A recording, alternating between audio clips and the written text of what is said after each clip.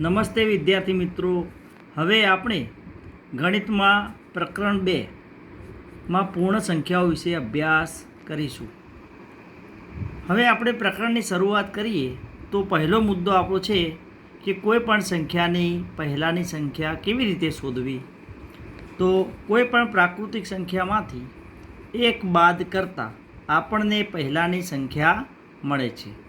દાખલા તરીકે 17ની પહેલાંની સંખ્યા મેળવવા માટે 17માંથી 1 બાદ કરીએ તો 16 મળે, એટલે કે 16 એ 17 પહેલાંની સંખ્યા છે. આમ બીજી એક સંખ્યા લઈએ 1997. તો 1997ના પહેલાંની સંખ્યા મેળવવા માટે 1997માંથી 1 બાદ કરતાં 1996 મળે છે. તેથી હવે જો આપણે બીજા ઉદાહરણો જોવા હોય તો 12000ની પહેલાંની સંખ્યા મેળવવી હોય તો 12000માંથી 1 બાદ કરીએ તો આપણને 11999 મળે છે. તો 11999 એ 12000ના પહેલાંની સંખ્યા છે. તે જ પ્રમાણે 10000ની પહેલાંની સંખ્યા મેળવવી હોય તો 10000માંથી 1 બાદ કરતાં 9999 મળે છે, એટલે કે 9999 એ 10000ની પહેલાંની સંખ્યા છે. તો મિત્રો, આ જ રીતે આપણે પછીની સંખ્યા પણ શોધી શકીએ. અને એમ કરવું હોય તો કોઈ પણ પ્રાકૃતિક સંખ્યાની પછીની સંખ્યા મેળવવા માટે તે પ્રાકૃતિક સંખ્યામાં 1 ઉમેરવામાં આવે છે.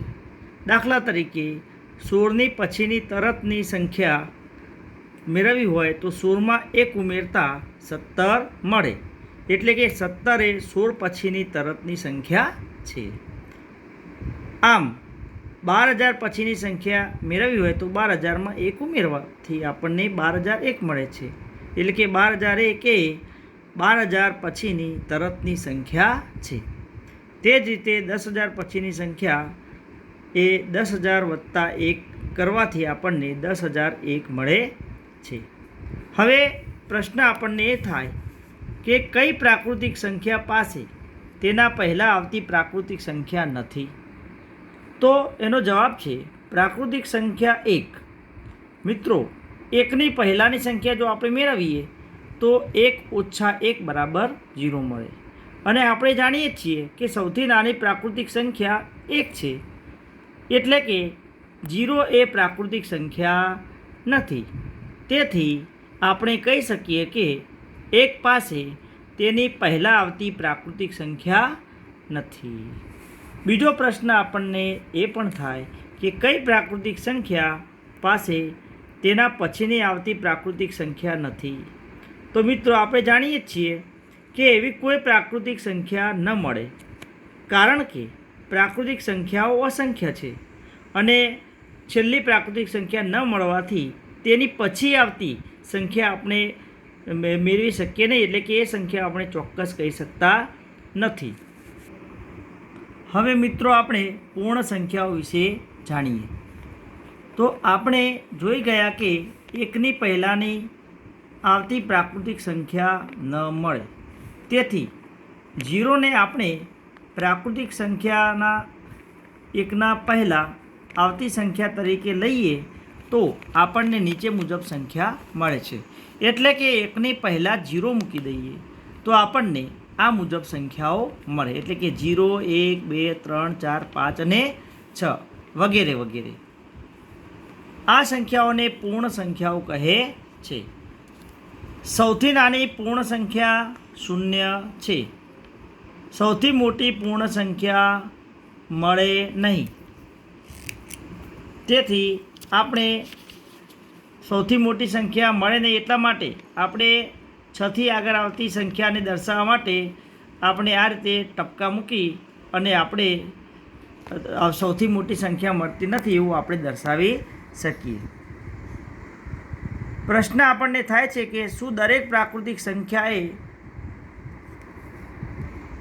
છે? હા, દરેક પ્રાકૃતિક સંખ્યા એ પૂર્ણ સંખ્યા હોય છે, કારણ કે પ્રાકૃતિક સંખ્યાઓ એ પૂર્ણ સંખ્યાઓમાં સમાવી શકાય છે.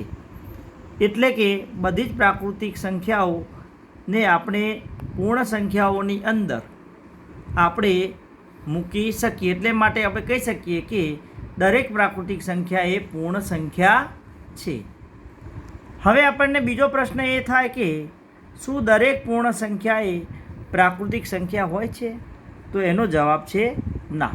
કારણ કે દરેક પૂર્ણ સંખ્યા એ પ્રાકૃતિક સંખ્યા ન હોય. કારણ કે 0 એ પૂર્ણ સંખ્યા છે પણ તેનો સમાવેશ પ્રાકૃતિક સંખ્યામાં થતો નથી. માટે આપણે કહી શકીએ કે દરેક પૂર્ણ સંખ્યા એ પ્રાકૃતિક સંખ્યા નથી.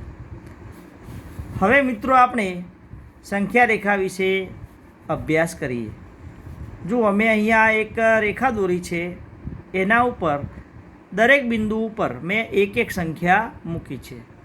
મેં અહીંયા સંખ્યા રેખા ઉપર તો અસંખ્ય બિંદુ હોય, પણ મેં એ બિંદુઓને દૂર દૂર લીધા છે અને દરેક સંખ્યા ઉપર મેં એક સંખ્યા મૂકી છે. એટલે કે મેં 0થી શરૂઆત કરી, 0, 1, 2, 3, 4, 5, 6, 7. આમ આ દરેક પૂર્ણ સંખ્યાને મેં સંખ્યા રેખા ઉપર દર્શાવી છે. અને આ સંખ્યાને અંત હોતો નથી, એટલે હું અહીંયા ટપકા કરીને એને હું દર્શાવીશ. તો આ બની આપણી સંખ્યા રેખા. તો સંખ્યા રેખા વિશે આપણે જોઈએ તો એના મહત્ત્વના મુદ્દાઓ નીચે મુજબ છે. 1.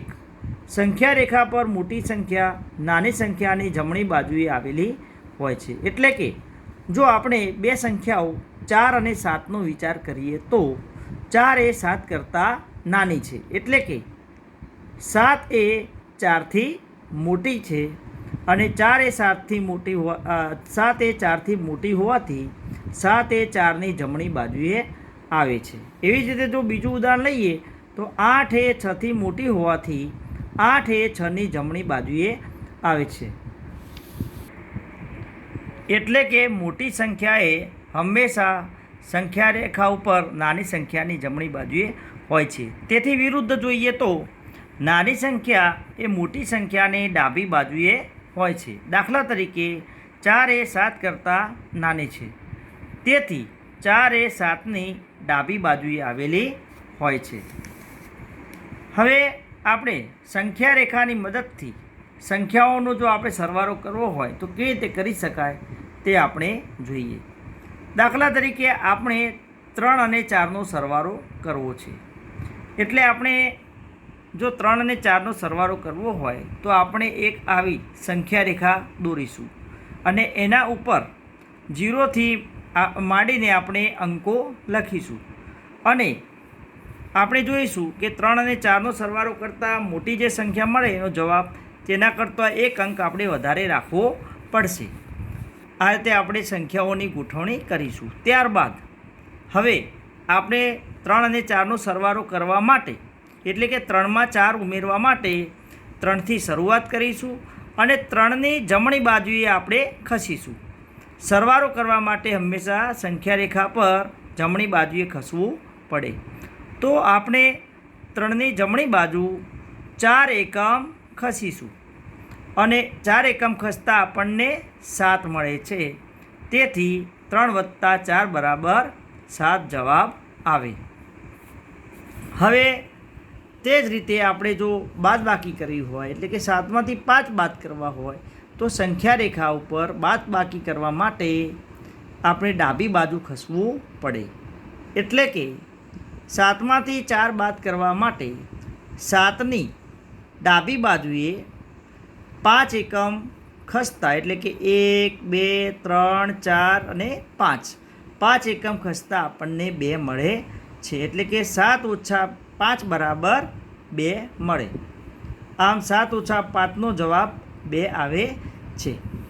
હવે સંખ્યા રેખાની મદદથી ગણિતની ત્રીજી ક્રિયા એટલે કે ગુણાકાર પણ આપણે મેળવી શકીએ.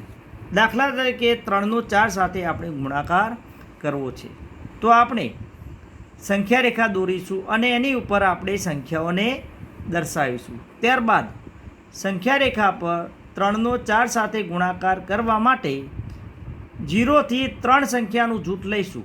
એટલે કે આપણે પહેલાં 3થી શરૂઆત કરીશું. એટલે 0થી 3નું જૂથ એટલે કે 3 એ પ્રમાણે આપણે લઈશું અને આમ આપણે 3નો 4 સાથે ગુણાકાર કરવો છે, માટે આપણે આ જૂથનું 4 વાર આપણે પુનરાવર્તન કરીશું. એટલે કે જૂથને બીજી વાર 3નું જૂથ, આ એક વાર 3નું જૂથ, બીજી વાર 3નું જૂથ, ત્રીજી વાર 3નું જૂથ અને ચોથી વાર 3નું જૂથ આપણે લઈશું. અને તેથી 4 વખત 3ના જૂથ લેતા 3 × 4 = 12 મળે છે.